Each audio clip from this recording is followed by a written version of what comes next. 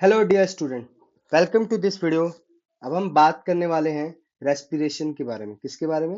Respiration के बारे में। इस वीडियो में हम रेस्पिरेशन के बारे में पढ़ेंगे। ठीक है, ह्यूमन बीइंग के अंदर भी, प्लांट्स के और एनिमल्स के अंदर भी, तीनों केसेस में हम पढ़ेंगे कि रेस्पिरेशन किस तरीके से, रेस्पिरेशन प्रोसेस किस तरीके से होता है ह्यूमन के अंदर, एनिमल्स के अंदर एंड प्लांट्स के अंदर। तो थोड़ा सा हम फर्स्ट ऑफ ऑल जानते हैं रेस्पिरेशन है क्या। देखो, एक्चुअली क्या है ना कि जब ये एक ऐसा प्रोसेस है, कि एक ऐसा प्रोसेस है जिसमें लिविंग बीइंग यूटिलाइज करता है फूड को to get energy. It's called respiration. Simple सी बात है। The process by which a living being utilize the food to get energy is called respiration. Respiration एक जनरली ऑक्सीडेशन रिएक्शन है। आपने chemistry में ऑक्सीडेशन रिएक्शन पढ़ा होगा, है ना? जहाँ पे क्या होगा, ऑक्सीजन ऐड होता है या हाइड्रोजन का रिमूवल होता है। तो जनरली इस केस में हम ऑक्सीजन का एडिशन की बात कर रहे हैं। तो रेस्पिरेशन क्या है? ऑक्सीडेशन रिएक्शन है जिसके अंदर कार्बोहाइड्रेट को ऑक्सीडाइज कर दिया जाता है to produce energy. Energy produce करने के लिए क्या, कार्बोहाइड्रेट क्या होता है, ऑक्सीडाइज होगा, जिससे कि क्या होगा, एनर्जी प्रोड्यूस होगा। माइटोकॉन्ड्रिया क्या है? वो साइट ऑफ रेस्पिरेशन है and the energy released is stored in the form of ATP. Energy यानी माइटोकॉन्ड्रियम क्या है कि वो साइट है जहाँ पे रेस्पिरेशन होता है और एनर्जी रिलीज होता है ना, वो स्टोर्ड होता है किसके फॉर्म में, एटीपी के फॉर्म में, जिसको एडिनोसिन ट्राइफॉस्फेट कहा जाता है। और जब एटीपी स्टोर्ड होता है माइटोकॉन्ड्रिया के अंदर and is released as per need.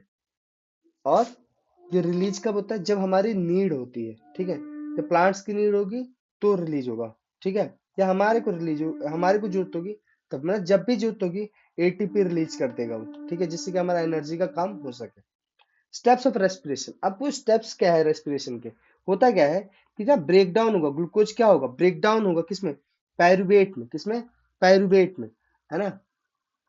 और ये कहाँ पे होता है? साइटोप्लाज्म के अंदर होता है। कहाँ पर होता है? साइटोप्लाज्म के अंदर। सेल के अंदर साइटोप्लाज्म होता है ना, वहां पर साइटोप्लाज्म होता है। इस प्रोसेस के अंदर ग्लूकोज जो मॉलिक्यूल होता है 6 कार्बन एटम का होता है, उसको ट्रांसफॉर्म कर दिया था पायरुविक एसिड के फॉर्म में, जिसका 3 कार्बन एटम्स आएगा। क्या आएगा? पायरुविक एसिड जिसके 3 कार्बन एटम्स। ठीक है, बेसिकली मतलब 6 कार्बन एटम को पायरुविक एसिड में कन्वर्ट करते हैं। दैट मीन्स 3 कार्बन एटम में वो डिस्ट्रीब्यूट वो हो जाएगा, डिवाइड हो जाएगा। ठीक है, तो ये केस आता है। अब क्या होता है, pyruvic acid, fate of pyruvic acid mitochondria कैसे काम करता है? पायरुविक एसिड क्या होगा ना, अंडरगो ब्रेकडाउन के अंदर जाएगा, यानी ब्रेक होगा विद इन द माइटोकॉन्ड्रिया। किसके अंदर? माइटोकॉन्ड्रिया के अंदर। And the resulting molecules very. अब ये रिजल्टिंग मॉलिक्यूल वेरी करेगा on the based on the type of respiration. अब वो कैसा, एरोबिक या एनारोबिक। ठीक है, एरोबिक मतलब जहाँ पे ऑक्सीजन की रिक्वायरमेंट है या ऑक्सीजन का यूज हो रहा है, और एनारोबिक मतलब जहाँ पे ऑक्सीजन की रिक्वायरमेंट नहीं है। ठीक है, तो दैट मीन्स कहने का मतलब हुआ कि देखो, आपका ग्लूकोज हुआ, ग्लूकोज जो है आपका डिवाइड हो रहा है किसमें, पायरुविक एसिड में। किसमें? पायरुविक एसिड में। और पायरुविक एसिड कहाँ पर है आपका? एक्चुअली ये माइटोकॉन्ड्रिया के अंदर हो रहा है। क्या हो रहा है? माइटोकॉन्ड्रिया के अंदर हो रहा है। और ये माइटोकॉन्ड्रिया के अंदर जो हो रहा है, तो रिजल्टेंट जो मॉलिक्यूल्स आएगा वो डिपेंड करेगा टाइप्स ऑफ रेस्पिरेशन के अंदर।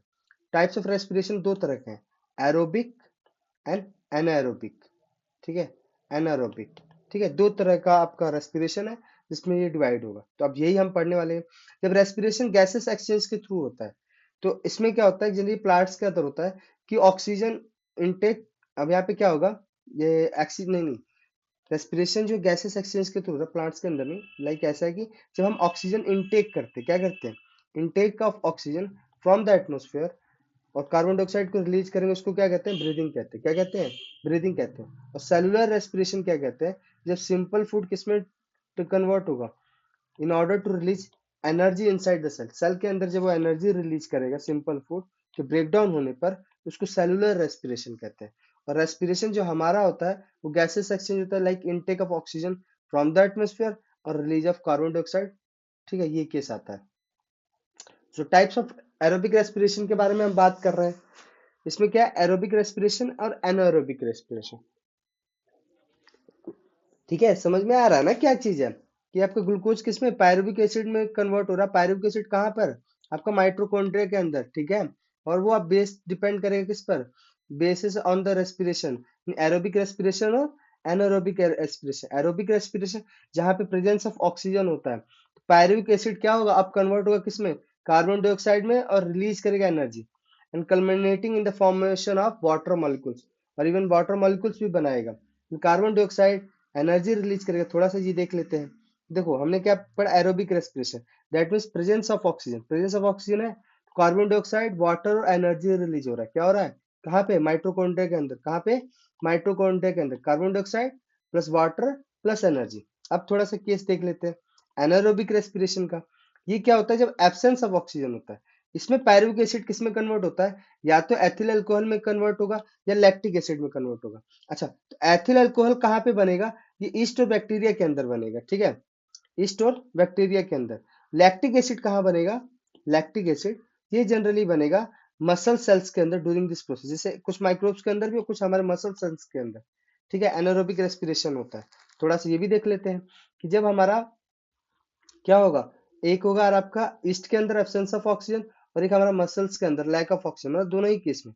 तो जब ईस्ट के अंदर होगा, यानी ईस्ट के अंदर हो रहा है यहाँ पर या बैक्टीरिया के अंदर, तो एथेनॉल बनेगा, कार्बन डाइऑक्साइड बनेगा और एनर्जी रिलीज करेगा। क्या होगा, एथेनॉल बनेगा, कार्बन डाइऑक्साइड बनेगा और एनर्जी रिलीज करेगा। लेकिन जब मसल सेल्स के अंदर एब्सेंस ऑफ ऑक्सीजन हो रहा है, तो lactic acid plus energy release होगा। क्या होगा, लैक्टिक एसिड और एनर्जी रिलीज होगा। यानी दो तरह का केस पड़ा, एक एरोबिक और एक एनारोबिक। क्योंकि एरोबिक में दो तरह का है, एक जो ईस्ट के अंदर हो रहा है, एक जो हमारे मसल सेल्स के अंदर हो रहा है ना। और एक एरोबिक मतलब जहाँ पे माइटोकॉन्ड्रिया का केस आ जाए, प्रेजेंस ऑफ ऑक्सीजन का केस। ठीक है, तो ये तीन केसेस थे। आई होप आपको ये एरोबिक रेस्पिरेशन समझ में, ये सॉरी रेस्पिरेशन समझ में आए। ग्लूकोज किस में, साइटोप्लाज्म के अंदर कहाँ पे डिवाइड हो, पायरुवेट में, पायरुवेट प्लस एनर्जी। और ये कहाँ पर हो रहा है आपका, ये आपका माइटोकॉन्ड्रिया के अंदर, और कुछ मसल सेल्स के अंदर और कुछ ईस्ट के अंदर हो रहा है।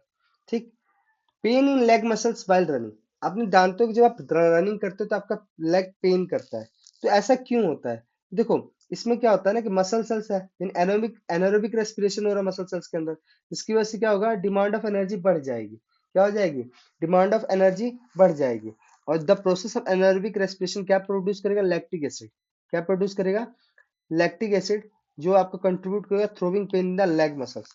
जैसे ही आप रेस्ट करोगे आफ्टर द एक्टिविटी, हेल्प करेगा alleviate the pain caused by the deposition of lactic acid in the muscle। Simple सी बात समझ में आ गई, डिपोजिशन ऑफ लैक्टिक मसल्स होगा आपका मसल्स के अंदर।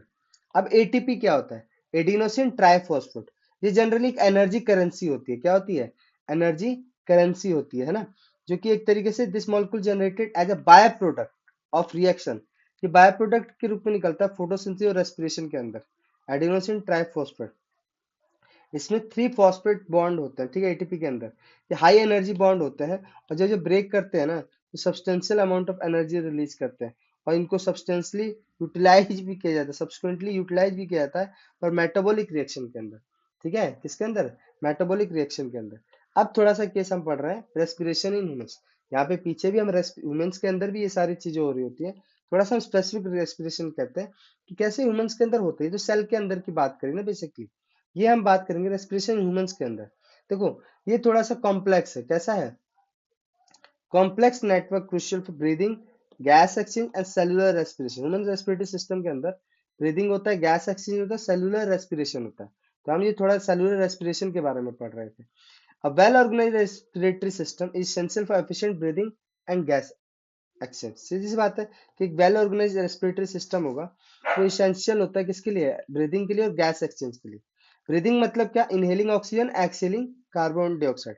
गैस एक्सचेंज का मतलब होता है ये लंग्स के अंदर होता है। कहाँ पे होता है, लंग्स के अंदर, जहाँ पे ऑक्सीजन सप्लाइड होता है सारे सेल्स, बॉडी के सारे सेल्स में। ठीक है, बॉडी के सारे सेल्स में। सेलुलर रेस्पिरेशन कहते हैं जो सेल के अंदर होता है, किसके अंदर होता है, सेल के अंदर होता है। Overall energy production and cellular function के लिए होता है। रेस्पिरेटरी सिस्टम अगर हम बात करें तो ह्यूमन रेस्पिरेटरी के अंदर नोज आएगा, नेसल कैविटी, फेरेनेक्स, लैरिंक्स, ट्रैकिया जिसको विंड पाइप कहते हैं, ब्रोंकी, ब्रोंक्यूल्स एंड एल्वियोली होती है। ये आपका, ये है आपका, देखो nasal passage, mouth cavity, trachea, pharynx, larynx, alveoli, respiratory bronchioles, bronchi, alveolar sac, diaphragm, ribs, lungs, rings of cartilage, ये सारा आप देख रहे हो। अच्छा, इसमें क्या है कि ये तो हमने जाना कि चीजें क्या क्या पाई जाती है। Rib cage muscle associated with the rib cage and diaphragm all help in the inhalation and exhalation of gases. जो रिब केज होता है ना, जो कि आपके मसल से एसोसिएटेड रिब केज होता है, ये डायफ्राग्राम, यहाँ पे आप देखो डायफ्राग्राम हो गए, ये रिब्स हो गए, है ना।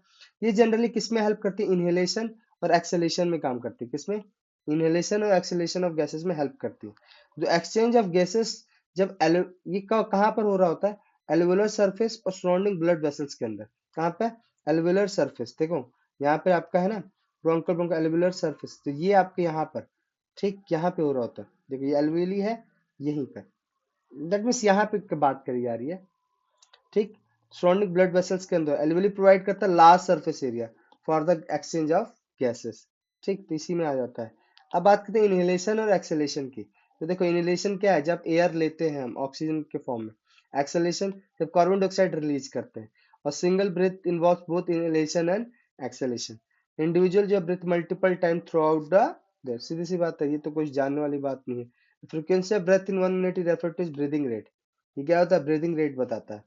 सेलुलर रेस्पिरेशन पाथ से जो सेल के अंदर होता है ना, metabolic reaction within cell transforming the biochemical energy derived from the food into a chemical compound known as adenosine triphosphate. ये सेल के अंदर ही एडिनोसिन एटीपी बनता है, क्या बनता है? एटीपी बनता है, ठीक है। तो बेसिकली ये केस था इसमें। और रेस्पिरेशन इन प्लांट्स के अंदर थोड़ा सा पढ़ लें, तो in contrast to animal and human, plants lack specialised structure of gases exchange. कोई इस गैसेस एक्सचेंज के लिए कोई स्पेशलाइज्ड स्ट्रक्चर नहीं होता है। गैस एक्सचेंज प्लांट के अंदर कैसे होता है? Stomata in leaves and lenticels in stems के अंदर। Plant root stems and leave क्या करते हैं? Lower respiratory rate compare to animals. Animal से इनका जो रेस्पिरेशन रेट है वो हमेशा कम ही रहेगा। एक तो इनको मूवमेंट भी तो नहीं करनी। आई होप आपको ये चीज समझ में आया होगा। एंड इस वीडियो में हमने रेस्पिरेशन को जाना है थोड़ा अच्छे से। And thanks to all.